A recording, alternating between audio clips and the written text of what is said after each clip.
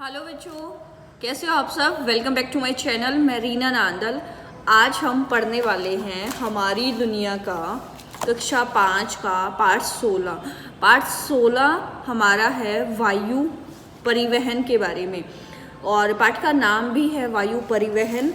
तो चलिए आज हम पाठ की रीडिंग करते हैं और नेक्स्ट वीडियो में हम करेंगे इस पाठ के क्वेश्चन आंसर।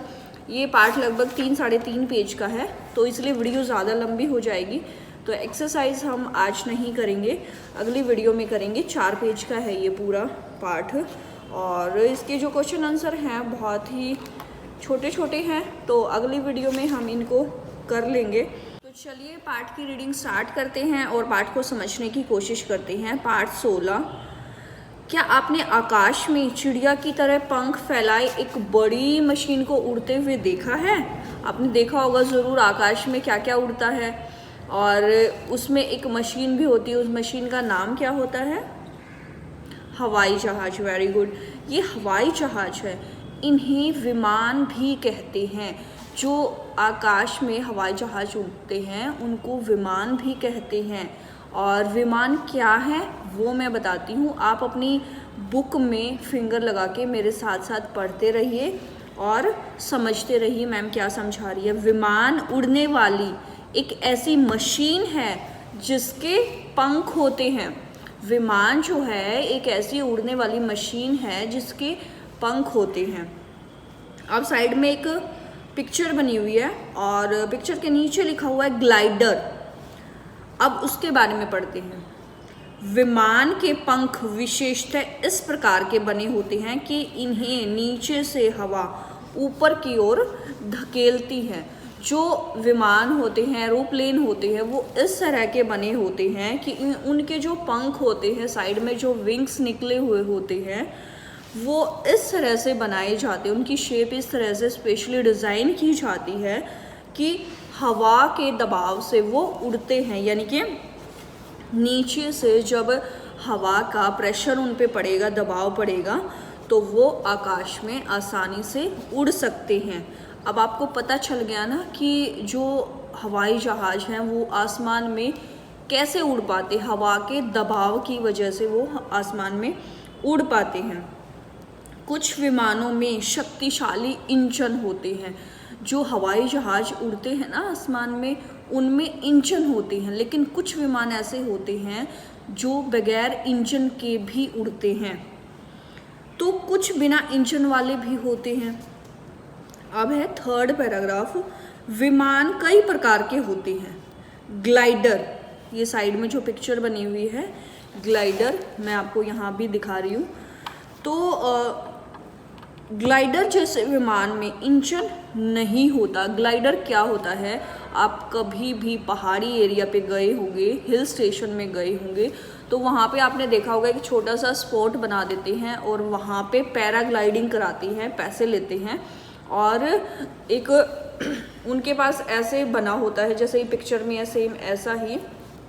और प्रॉपर एक ट्रेन लोग होते हैं, ट्रेनिंग के लिए आपको ट्रेन करते हैं और आपको पैराग्लाइडिंग करना सिखाते हैं। पैराग्लाइडिंग में क्या होता है, ये जो आपको पिक्चर दिख रही है इस टाइप का होता है और उसमें कुछ बटन टाइप का होता है। तो उसमें आप बैठ जाएंगे, उसको प्रेस करेंगे तो वो आपको लेके उड़ जाएगा और थोड़ी दूर तक आप चक्कर लगा के फिर से वापस उसी जगह पर आ जाते हैं। तो ये विमान ही है, लेकिन ये बगैर मशीन का विमान है।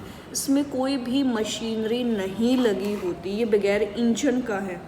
अपने बड़े फैले हुए पंखों की सहायता से ये केवल तैरते हुए हवा में एक स्थान से दूसरे स्थान तक 1 या 2 व्यक्तियों को लेकर जा सकता है। वो ट्रेनर वहाँ पर क्या करते हैं कि आपको ट्रेनिंग देते हैं। कुछ लोग डरते हैं, तो जो ट्रेंड हो जाते हैं वो तो अकेले पैराग्लाइडिंग करके आ जाते हैं, लेकिन कुछ लोग डरते हैं या कुछ बच्चे डरते हैं तो वो उनके साथ भी चले जाते हैं। तो मतलब इनकी कैपेसिटी क्या होती है कि सिर्फ 1 या 2 बंदों को ही एक बार में ले जा सकते हैं। इंजन वाले विमान इंजन की ताकत के अनुसार कई आकारों के होते हैं। जिन विमानों में इंजन लगे होते हैं ना, तो वो अपने इंजन की पावर के अकॉर्डिंग काम करते हैं। जिस टाइप का उनका इंजन होगा, मतलब छोटा इंजन होगा तो विमान भी छोटा होगा, कम लोगों को ही वो एक बार में ले जा सकता है। विमान का इंजन बड़ा होगा तो विमान भी बड़ा होगा और वो एक बार में बहुत सारे आदमियों को एक जगह से दूसरी जगह ले जा सकता है। विशाल जंबो जेट एक ही समय में 500 से भी अधिक लोगों को ले जा सकता है।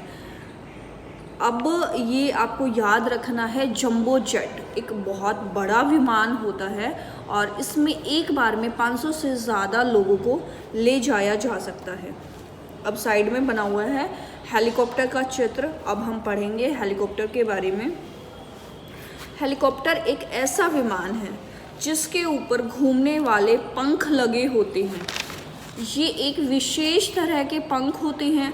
हेलीकॉप्टर देखा होगा ना, उस पर ऐसे जब वो स्टार्ट होता है तो सबसे पहले उसकी विंग्स घूमना शुरू होती हैं और वो कुछ देर तक, कुछ मिनट्स तक घूमती ही रहती है। उसके बाद धीरे धीरे जो हेलीकॉप्टर है वो टेक ऑफ करता है, यानी कि हवा में उड़ना शुरू होता है।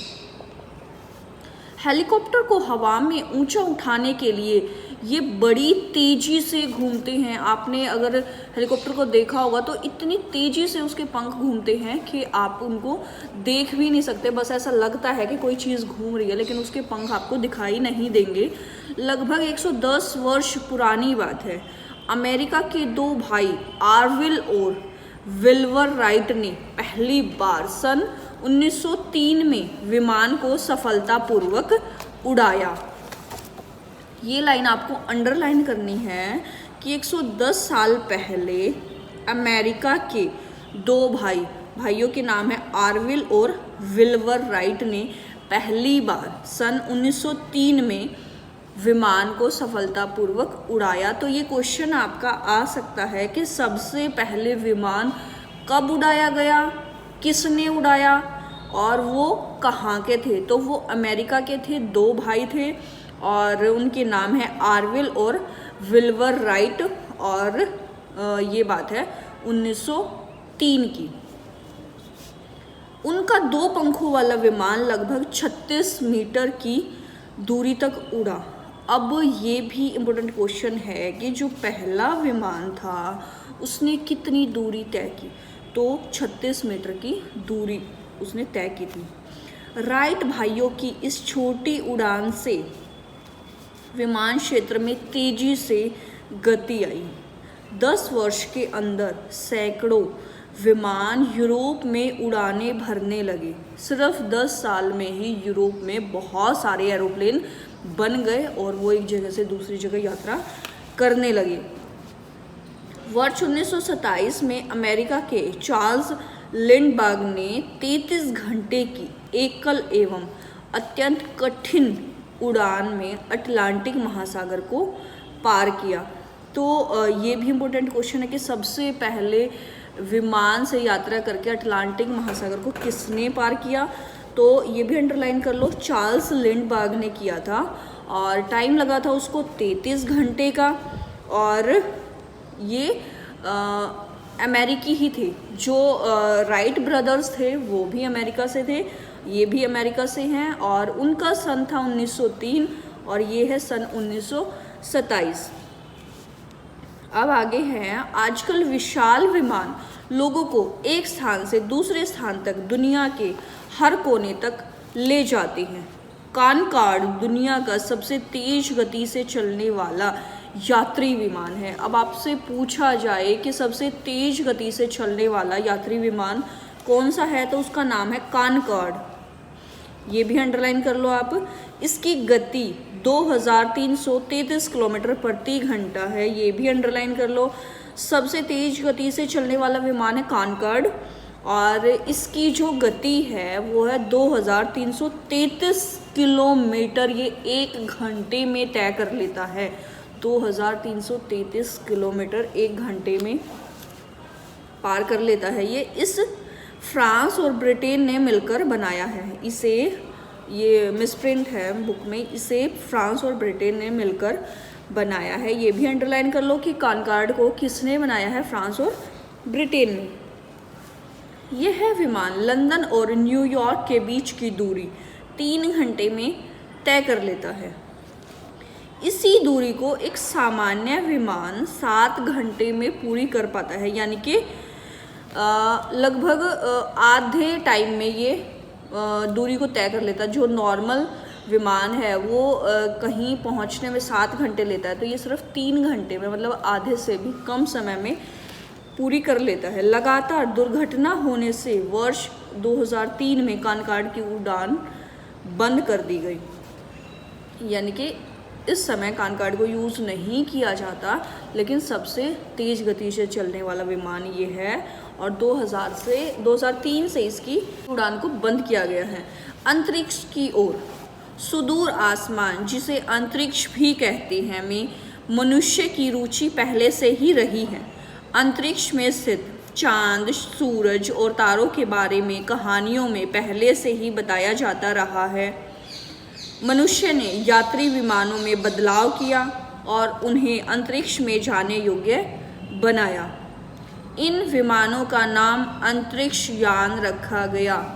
जिन विमानों को स्पेशली अंतरिक्ष में जाने के लिए बनाया गया, स्पेशली अंतरिक्ष के अकॉर्डिंग डिज़ाइन किया गया, उन विमानों को कहा गया अंतरिक्ष यान। ये भी आपको पता होना चाहिए कि अंतरिक्ष यान किसे कहते हैं। मनुष्य ने यात्री विमानों में बदलाव करके उन्हें अंतरिक्ष में जाने योग्य बनाया, उन्हें कहते हैं अंतरिक्ष यान। ये साइड में पिक्चर आपको दिख रही है, अंतरिक्ष यान की पिक्चर है ये। अंतरिक्ष में जाने वाला सबसे पहला अंतरिक्ष यान वर्ष 1957 में रूस का स्पुतनिक था। अब हम जो ये पेज पढ़ने वाले हैं या इससे अगला पेज पढ़ने वाले हैं, ये बहुत इंपॉर्टेंट है। लाइफ टाइम आपसे ये क्वेश्चन पूछे जाएंगे। आप किसी भी जॉब इंटरव्यू वगैरह में जाएंगे, वहाँ पर इस टाइप के क्वेश्चन पूछे जाते हैं, तो बहुत ध्यान से सुनेंगे आप इस बात को, याद भी करेंगे, साथ साथ अंडरलाइन करते रहना। सबसे पहला विमान जो अंतरिक्ष में गया 1957 में गया, रूस का था वो, और उसका नाम था स्पुतनिक। तो इसको आप अंडरलाइन कर लीजिए, सेकंड लाइन में है ये। अगली बात, अंतरिक्ष यात्री के रूप में लाइका नाम का कुत्ता पहला जीवित प्राणी था।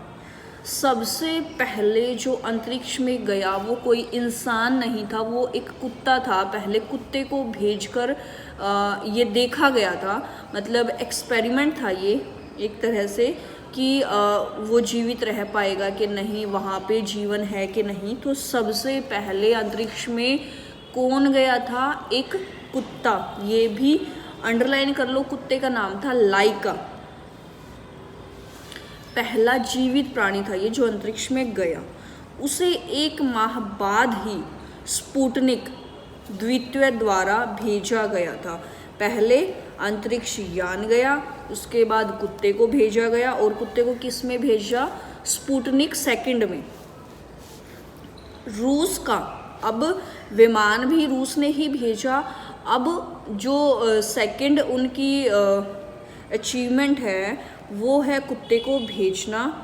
अब थर्ड अचीवमेंट जो रूस की ही है, सारी ये अब तक रूस के बारे में चल रही है, कि यूरी गागरिन अंतरिक्ष में जाने वाला पहला मनुष्य था।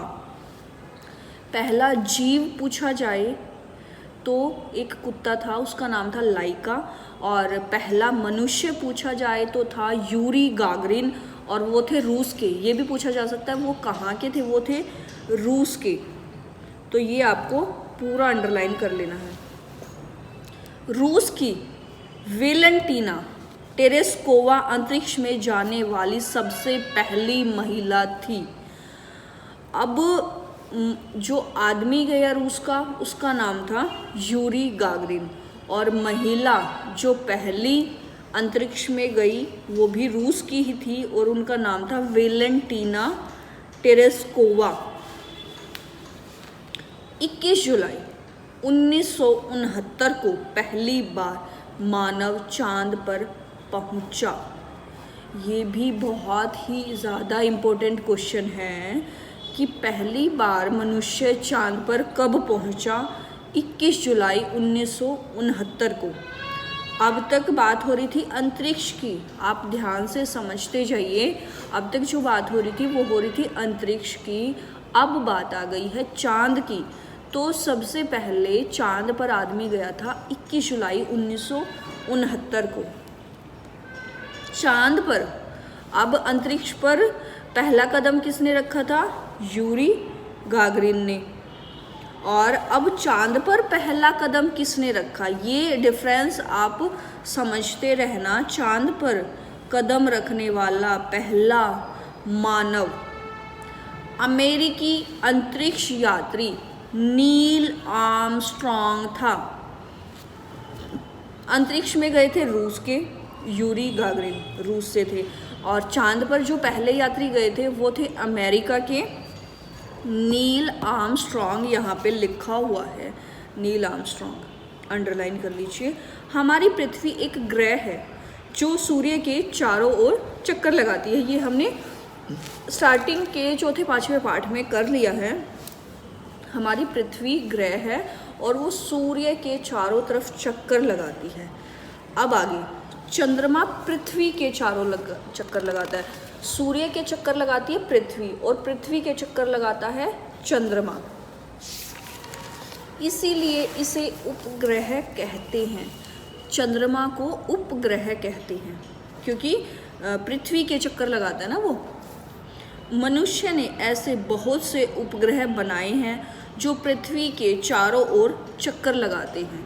मनुष्य द्वारा बनाए हुए ऐसे बहुत सारे उपग्रह हैं जो पृथ्वी के चारों तरफ चक्कर लगाते हैं। मनुष्य के द्वारा बनाए गए उपग्रह वास्तव में बहुत तरह के उपकरणों वाली मशीनें हैं। मनुष्य ने जो उपग्रह बनाए हैं वो बहुत तरह की मशीनें हैं। इनकी सहायता से टेलीविज़न कार्यक्रम, टेलीफोन, दूरसंचार और मौसम की जानकारी मिलती है। ये बहुत इम्पोर्टेंट बात है, समझने वाली बात है।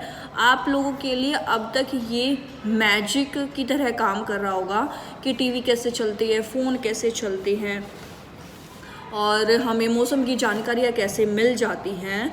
तो अब आप बड़े हो गए हो, आपको ये समझना ज़रूरी है कि ये सारी चीज़ें काम कैसे करती हैं। इन सारी चीज़ों के लिए मनुष्य ने आसमान में उपग्रह भेजे हुए हैं, अंतरिक्ष में उपग्रह भेजे हुए हैं और वो उपग्रह हमें ये सारी जानकारियाँ देते रहते हैं। और उसी वजह से जो संचार हमारा है वो चल पाता है, यानी कि एक जगह से दूसरी जगह इन्फॉर्मेशन पहुंच पाती है, मौसम की जानकारियाँ मिल जाती हैं।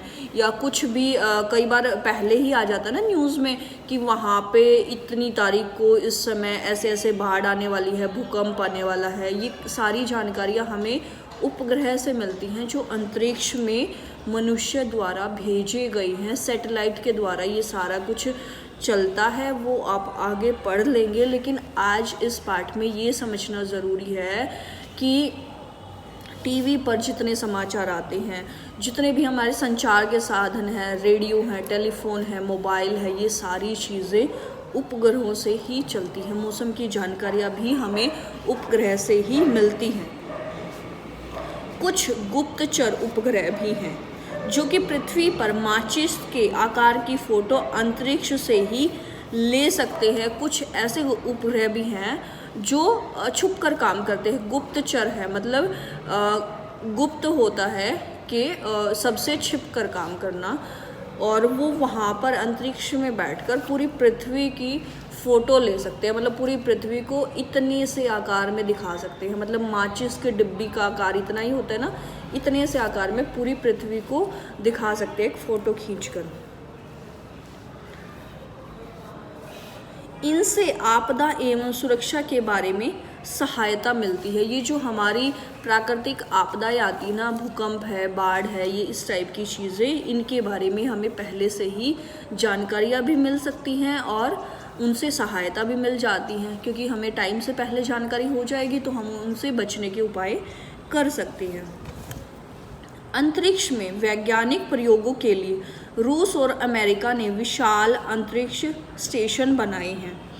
यहाँ कई महीनों तक अंतरिक्ष यात्री वैज्ञानिक ठहरते हैं। अंतरिक्ष में वैज्ञानिक प्रयोगों के द्वारा रूस और अमेरिका ने, अब तक हमने जितना पढ़ा ज़्यादातर बातें रूस और अमेरिका की हैं, मतलब इन दोनों देशों ने ही अंतरिक्ष में जाने के लिए विमान बनाए, इन्हीं के यात्री सबसे पहले वहाँ गए। तो इन्होंने ही वहाँ पे क्या कर रखे, बहुत बड़े बड़े स्टेशन बना रखे हैं अंतरिक्ष में, अंतरिक्ष स्टेशन उनको कहते हैं। यहाँ कई महीनों तक अंतरिक्ष यात्री वैज्ञानिक ठहरते हैं। यहाँ पे कई कई महीनों तक पृथ्वी से गए हुए अंतरिक्ष यात्री वहाँ पर रुक सकते हैं। वर्ष 1971 में रूस ने पहला अंतरिक्ष स्टेशन तैयार किया। ये भी इम्पोर्टेंट लाइन है, अंडरलाइन करने वाली बात है कि सबसे पहला अंतरिक्ष स्टेशन रूस ने तैयार किया और 1971 में तैयार किया था। अब अंतरिक्ष से रिलेटेड भारत की क्या उपलब्धियां हैं वो हम पढ़ेंगे। तो अपने देश के बारे में तो जानना बहुत ज़रूरी है ना, कि हमारे देश ने इस फील्ड में क्या क्या काम किया है। अंतरिक्ष में भारत ने 1983 में अपना पहला उपग्रह इनसेंट 1B अंतरिक्ष में भेजा। पहला उपग्रह भारत ने भेजा 1983 में और उसका नाम था इनसेंट 1B, पहला B अंतरिक्ष में भेजा था। यह एक संचार उपग्रह था। इसके बाद इनसेंट श्रृंखला तथा IRS श्रृंखला के अलावा शिक्षा के लिए एजुसेट उपग्रह भेजे गए। ये जो इनसेंट उपग्रह भेजा था, फिर इसकी श्रृंखला आगे चलती रही, मतलब इनसेंट 1 था, फिर 2, 3 ऐसे गए होंगे। उसके बाद एक और श्रृंखला आई IRS, ये दूसरी श्रृंखला है। और इसके बाद एजुकेशन से रिलेटेड भी उपग्रह भेजे गए, उसका नाम था एजुसेट। भारत ने कितने तरह के उपग्रह अंतरिक्ष में भेजे? 3 तरह के, और तीनों के नाम हैं इनसेंट, IRS और एजुसेट। अब भारत ने अपने उपग्रह, प्रक्षेपण यान तथा प्रक्षेपण स्थल विकसित कर लिए हैं। अंतरिक्ष में पहले भारतीय, अब ये बात ध्यान से सुनना, पहले जो भारतीय थे अंतरिक्ष में जाने वाले, उनका नाम था राकेश शर्मा, और ये गए थे 1984 में रूस के सोयूट T11 यान से गए थे। पहले भारतीय जो अंतरिक्ष में गए उनका नाम था राकेश शर्मा, और ये जिस विमान में गए थे वो रूस का था और उसका नाम था सोयूट T11। पहली भारतीय महिला अंतरिक्ष यात्री कल्पना चावला संयुक्त राज्य अमेरिका के अंतरिक्ष शटल से 1996 में गई थी। पहले जो भारतीय थे, यानी कि मैन थे जो, वो थे राकेश शर्मा, और जो पहली महिला भारतीय अंतरिक्ष में जाने वाली थी उनका नाम था कल्पना चावला। ये संयुक्त राज्य अमेरिका के अंतरिक्ष शटल से, यानी कि संयुक्त राज्य द्वारा बने हुए अंतरिक्ष यान में, अंतरिक्ष शटल से 1996 में गई थी। अपनी एक और अंतरिक्ष यात्रा में 1 फरवरी 2003 को अंतरिक्ष शटल के दुर्घटनाग्रस्त हो जाने के कारण इसमें सवार कल्पना चावला तथा अन्य अंतरिक्ष यात्रियों की मृत्यु हो गई थी। पहली बार गई थी 1996 में कल्पना चावला और सही सलामत वापस आ गई थी। उसके बाद ये दोबारा से गई 1 फरवरी 2003 को, और जो इनका विमान था वो दुर्घटनाग्रस्त हो गया, यानी कि एक्सीडेंट हो गया, और जिसकी वजह से उसमें जितने भी यात्री थे सबकी मृत्यु हो गई, उनमें कल्पना चावला भी थी। तो यानी कि 2003 में जब ये गई तो इनकी मृत्यु हो गई, लेकिन पहली भारतीय महिला कल्पना चावला ही हैं जो अंतरिक्ष में गई। क्या आप जानते हैं भारत विश्व में पहला ऐसा देश है जिसने प्रथम प्रयास में ही मंगल ग्रह की कक्षा में अपना अंतरिक्ष यान उतारा। यह अभियान पूर्णतः भारतीय तकनीक पर आधारित था। ये सबसे खास बात है और हमारे लिए गर्व की बात है कि भारत ऐसा पहला देश है जिसने पहले ही प्रयास में, यानी कि फर्स्ट अटेम्प्ट में ही मंगल ग्रह में अपने अंतरिक्ष यान को उतार लिया, यानी कि उतार पाए वो वहाँ पे। और इस पूरे अभियान को भारतीय तकनीक पर ही डिज़ाइन किया गया था। ये पूरा अभियान भारतीय टेक्नोलॉजी से चला था और ये हमारे लिए बहुत ही गर्व की बात है।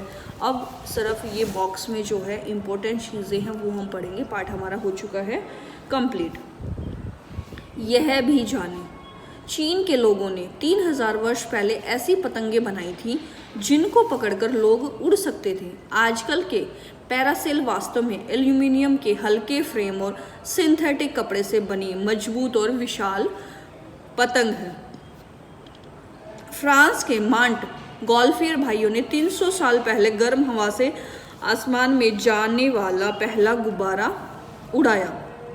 इसमें गर्म हवा भरी गई और फिर इसे आग की लपटों से गर्म रखा गया। फ्रांस के एक व्यक्ति ने पैराशूट का पहला प्रयोग 600 मीटर की ऊंचाई से कूदकर 1797 में किया। पैराशूट का आकार एक छाते की तरह होता है।